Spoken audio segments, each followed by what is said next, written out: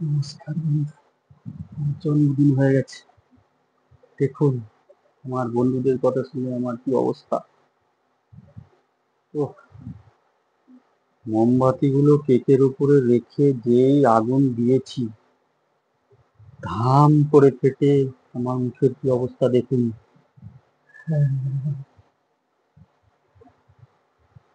যেমন রাজীব গান্ধীকে পুরো মেরে ফেলার ধান্দা ছিল বোম দিয়ে, ঠিক আমার সাথেও সেরকম হয়েছে দেখুন, কি অবস্থা।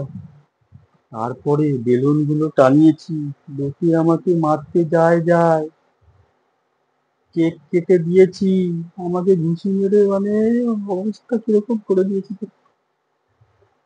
তারপরে দেখবেন ওরা কি কি গিফট দিয়েছে দেখবেন।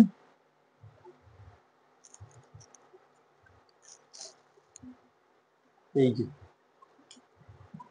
একজন দিয়েছে এই গোল্ড প্লেটের বাস্ক, দেখি খুলে কটা আছে। গোল্ড প্লেটের এক বাস্ক, ওরে বাবা। আর এক বন্ধু দিয়েছে দেখুন কি, সিলিকাটের একটা বাস্ক। ওরে বাবা রে, দেখি এটা কি।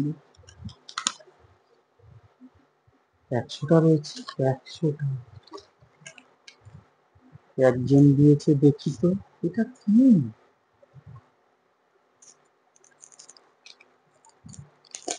দেখি কি হেভি গিফট দিয়েছে। ওরে বাবা রে, তো আমার সংসার ভরিয়ে নেওয়ার ধান্দা করছে ভাই।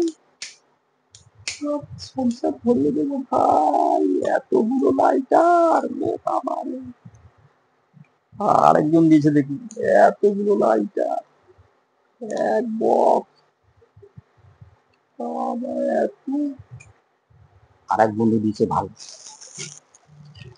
দেখুন, একটা গুটখা গুটখা, দুটো, তিনটে, চারটে, 5টা গুটখা দিয়েছে।